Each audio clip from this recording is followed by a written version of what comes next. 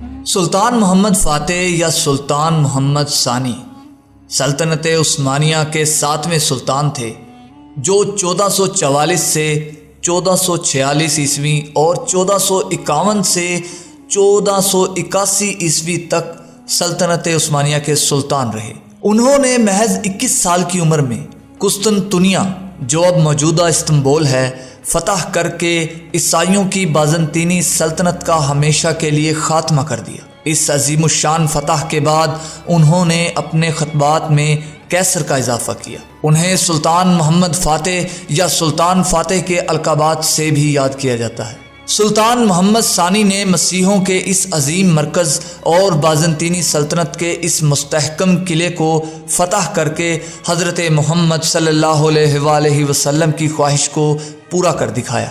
حضور صلی اللہ علیہ وآلہ وسلم نے اپنی زندگی میں فتح قسطنطنیہ کی خواہش کا اظہار کرتے ہوئے اس کے فاتحین کو جنت کی بشارت دی تھی۔ قسطنطنیہ فتح کر کے سلطان محمد ثانی نے اسلام کی نامور ہستیوں میں ایک ممتاز شخصیت کی حیثیت اختیار کر لی۔ قسطنطنیہ فتح ہوا اور زمانے نے دیکھا کہ بازنطینی سلطنت کے 1000 سالہ غرور اور تکبر کے بت اوندھے پڑے ہیں، اور قسطنطنیہ کی فصیل کے نیچے حضرت ابو ایوب انصاری رضی اللہ کے مقبرے پر حلالی پرچم کا سایہ ہے۔ قسطنطنیہ کی تسخیر عالم اسلام کے لیے مسلمانوں کی جرات و شجاعت کی یادگار ہے۔ محمد فاتح نے اینز، غلاطہ اور کیفے کے علاقے عثمانی سلطنت میں شامل کیے، جبکہ محاصرہ بلغراد میں بھی حصہ لیا، جہاں وہ شدید زخمی ہوئے۔ 1458 میں انہوں نے موریا کا بیشتر حصہ اور 1 سال بعد سربیا فتح کر لیا۔ 1461 عیسوی میں اماسرا اور اسفندیار عثمانی سلطنت میں شامل ہوئے۔ انہوں نے یونانی سلطنت تربزون کا خاتمہ کیا اور 1462 میں رومانیہ، یائچی اور مدیلی بھی سلطنت میں شامل کر لیے۔ محمد ثانی 30 مارچ 1432 عیسوی کو ادرنا میں پیدا ہوئے، جو اس وقت سلطنت عثمانیہ کا دارالحکومت تھا۔ ان کے والد کا نام سلطان مراد ثانی اور والدہ ہما خاتون تھی۔ 11 سال کی عمر میں محمد ثانی کو اماسیا بھیج دیا گیا، جہاں انہوں نے حکومت سنبھالنے کی تربیت حاصل کی۔ اگست 1444 عیسوی میں مراد ثانی اناطولیہ میں امارت کرمان کے ساتھ امن معاہدے کے بعد 12 سالہ محمد ثانی کے حق میں سلطنت سے دستبردار ہو گئے۔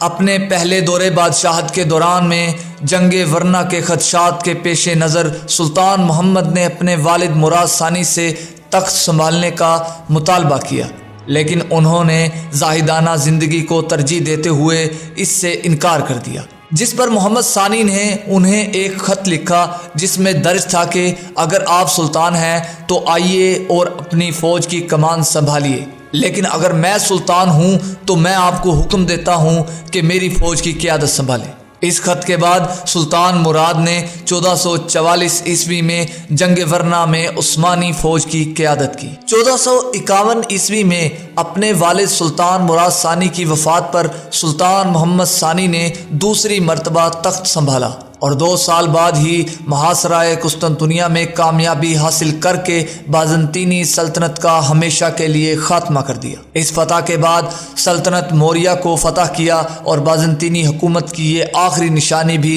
1461 میں ختم کر دی۔ قسطنطنیہ کی فتح نے سلطنت عثمانیہ کو ایک دنیا بھر میں شاندار عظمت اور عزت عطا کی اور عثمانی پہلی بار ایک بھرپور طاقت کے طور پر ابھرے۔ فتح قسطنطنیہ کے بعد محمد ثانی نے اپنے لیے کیسر روم کا خطاب چنا۔ فتح قسطنطنیہ کی خوشخبری ایک حدیث میں بیان کی گئی تھی، جس میں حضور کریم صلی اللہ علیہ وآلہ وسلم نے فرمایا کہ تم ضرور قسطنطنیہ کو فتح کرو گے، وہ فاتح بھی کیا با کمال ہوگا، وہ فوج بھی کیا با کمال ہوگی۔ قسطنطنیہ کی فتح نے محمد ثانی کو اپنی توجہ اناطولیہ پر مرکوز کرنے کی مہلت دی۔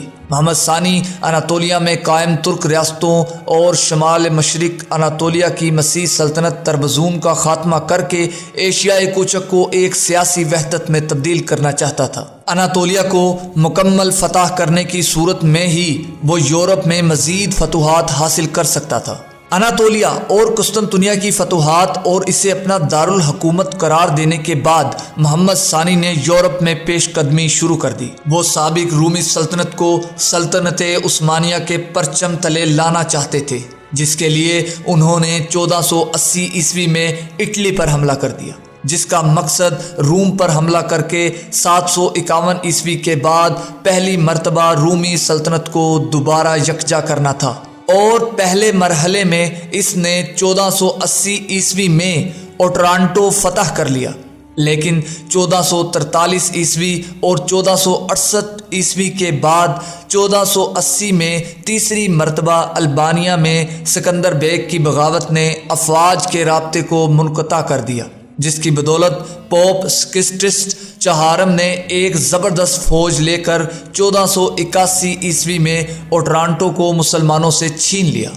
دوسری جانب محمد ثانی نے بلکان کی تمام چھوٹی ریاستوں کو فتح کر لیا اور مشرقی یورپ میں بلگراد تک پہنچ گیا، جہاں 1456 عیسوی میں بلگراد کا محاصرہ کیا، لیکن جون ہونیاڑے کے خلاف کامیاب نہ ہو سکا۔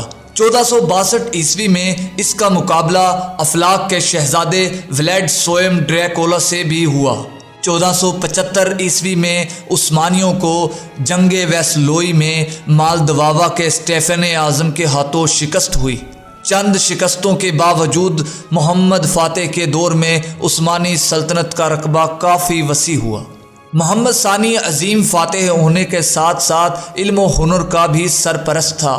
اس نے قسطنطنیہ کی فتح کے بعد اٹلی کے مصوروں اور یونانی دانشوروں کو اپنے دربار کا حصہ بنایا، اور مسلم سائنسدان اور ہنرمند بھی اس کے دربار سے وابستہ تھے۔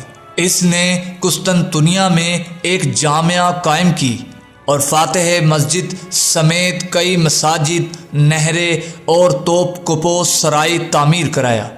محمد ثانی کا دور رواداری اور برداشت کا دور بھی سمجھا جاتا ہے، جس میں اس نے مفتوح بازنطینیوں کے ساتھ نیک سلوک کیا، جو قرون وسطیٰ کے یورپیوں کے لیے حیران کن تھا۔